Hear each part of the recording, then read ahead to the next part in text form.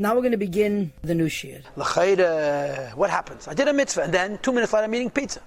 But often, even though. The very essence of the animal soul. Shehein, what is the essence of the animal soul? Not just the bad actions, but the evil midas, which the Alter Rebbe discussed briefly in Tanya Saf Perek Aleph. Your Eish and your Ruach and your Mayim and your Offer, your Kas and your Gaive, and your Nispairos and Dvar Betelim and Litzonis and Atzlus and Atzvus and Matzmichem Kol Minei Tainug have not been Mavur, you're still a behemoth. Mikomakim still. At this moment, because they're Skafia Kedusha, they're bending themselves to Kedusha. The underlying point is they're doing what they're told, want or not. They're being forced, but they're saying Amen. Amen means I agree. Amen means I approve. Umaskimin, and they agree. Umisratzen, and they actually approve la'asiyas mitzvah, to do this mitzvah. Through the overpowering of the nefesh alakis over the nefesh abahamis. Shebemeich, nefesh alakis begins talking in the moyach, but sheshalit alalei, which dominates and rules over the heart. Now, what's the pshat? Shal doesn't mean it controls; it inspires, it teaches. At this moment, my heart feels what my brain wants it to feel, which is called malucha. And as a result, this is such interesting words. He says, your nefesh abahamis is in golus and in shina, and your nefesh alakis. Usually we associate Golos and Shina to Klippa. Hashem has a spark of godliness, and it's in Golos. Say it Golos, Hashem is stuck in Golos, yeah? What's Shina?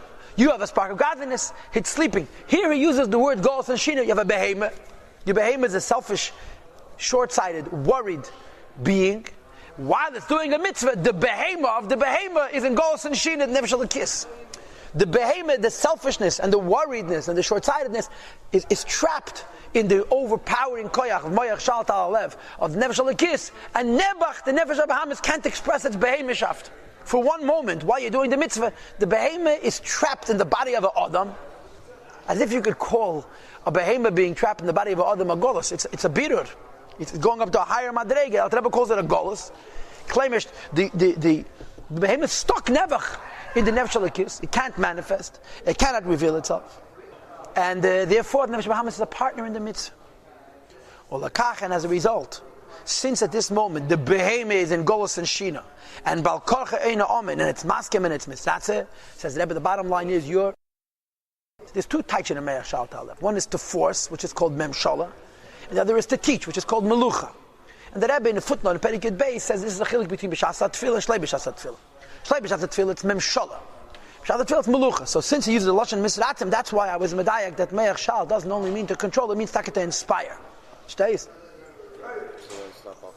It is. Because sof kol sof, the inspiration is hepach tivei. You come to a person who's an achser, and you inspire him to do chesed. So he's does a chesed. Tomorrow the teva ha'atzmi, the teva rishon as it's called, of achzarius returns. He says, why did I do something nice yesterday? Yesterday wasn't balkorchai. It was balkorchai of the teva. It wasn't balkorchai of the gili of the teva. And that's what golus and shina means. The atzmi is the keteva of this behemoth. It's the behemoth hasn't become a mensch when you're doing Teireh mitzvahs. Now, but then it's golus and shina. It's verschwiegen geworden. It's been quieted. You understand? So there's an even ritzui on the one hand, on the other hand, it's even golus and shina. Let's see it inside. Well, and therefore, since the bittul is genuine, therefore the gilu is also genuine. Ein zumanir, this is not an obstacle. Mehashroas hashchina al gufadam, that the ein sof rests on the body of this person, b'shazu at this hour. In other words, yikeich nefesh achayunis, the power of nefesh abahamis, hamalubik basiyas mitzvah, that's invested in doing this mitzvah, and the guf who nichlel mamish be'era vayez mamish included in the divine light, umeyuchad be'em becomes one with it be'yichad gomer in an absolutely unified way. And remember, what are we talking about here? We're talking about bringing down onto the guf nefesh bahamis atzmus ein sof, which the Alter Rebbe calls it batel to Hashem betachas habitl b'liest upon him more than the neshama of a tzaddik gomor even the vibe yid v'avatanugim. When a yid does a mitzvah, the ein sof, which becomes one with his guf and nefesh bahamis, is greater than the madrega of bitl of a neshama of a tzaddik gomor to the eibishter without a mitzvah, and that's pretty amazing. I think. 5 days in, as a result, Mamshech, he brings down ha'ara, light, l'klos, nefesh ha'chayunis, to the basic, to the all of the soul that gives him vitality. In other words, the behemoth, shebachal aguf, in the whole body. V'gam ala guf ha'gashmi, and even the guf ha'gashmi. B'bechinas makif, in a hidden way, milmayla mereshe v'adragel above his head till his feet. I think the diak is that the behemoth can even feel a little bit of this getlachkeit. The goof is not going to feel this getlachkeit till the Yossi love it. But that's why he says makif. But I don't know. Without shekosov, as the lashon of the Zayah was, v'shchinta sharia al reishe, the shechina rests above his head, al dafka above the head, which is the idea of makif. In other words, in the nefesh habahamis, there could be taka agifil from getlachkeit, his bittel and getlachkeit. In the goof, it's makif. An example for this would be a kol be'asara shchinta shayda. When you have 10 yidin, the shchinta is shayda, but it's in Helam state. Right? You don't see it begiling. Now, v'hine.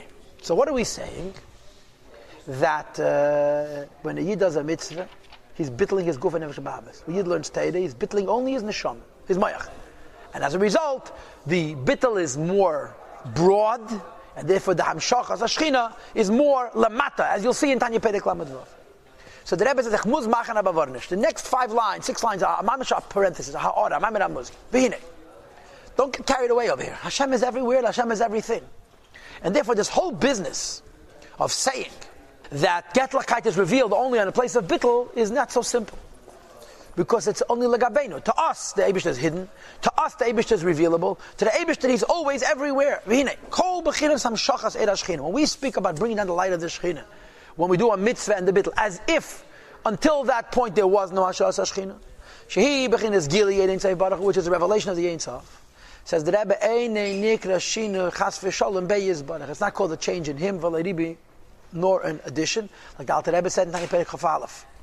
Kedisa b'Sanhedrin, the Gemara says in Sanhedrin, the Amalei Omina Rabbi Gamliel, there was an Apikadis, Amin, who says to Rabbi Gamliel, Amritu, you say, Kol Be'asar Shechina Sharia. You say whenever 10 Yidna together the Shechina is resting, so he asks him, how many Shechinas do you have? You have many minyanim, you have many Shechinas. There's a Sikha from the Rebbe, Beis Rabbeinu Shbebavel, which the Rebbe gave out in Nun Beis winter, where the Rebbe says that there's such a thing called a piece of the Shechina. Kol Be'asar Shechina Sharia is a chelik from the Shechina. If a larger shul, you have a bigger piece of the Shechina. Beis Rabbeinu Shbebavel, since HaNasri Hu HaKel, you have the whole clothes in the Shechina, like in the Beis HaMikdash. The Rebbe actually uses such oisias as a chelik of the Shechina, a bigger chelik, a smaller chelik, and the lashon chelik when you get to Ruchni stuff and good verstehen. But in any case, that's also even from Gilead and Helam. But Rabbi Gamliel, he says to Rabbi Gamliel, how many gods do you have if every time you have a minion, God is there? And he gave him an example, Me'er HaShemesh. You have one sun and one light of the sun. That goes into many windows. No one's going to say that because the sun's light goes into few windows, I mean there's many suns. It's one sun that's radiating wherever you let him in. You open up a window, it goes in. Maskal means creative sechel. And of course the nimshal is, when you speak about Gili HaShechina versus Helam HaShechina, there's nothing besides for the Shechina.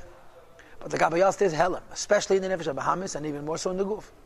And when a Yid has the bittul that we are describing, you're mamshach ha'in from Gili of the Shechina onto the person. Now, of course, you have to ask, but I don't feel it. So the teretz is, subconsciously it's experienced, and L'asad Love, we'll see in hindsight how we affected Gili Alakus through our Teda and our mitzvah.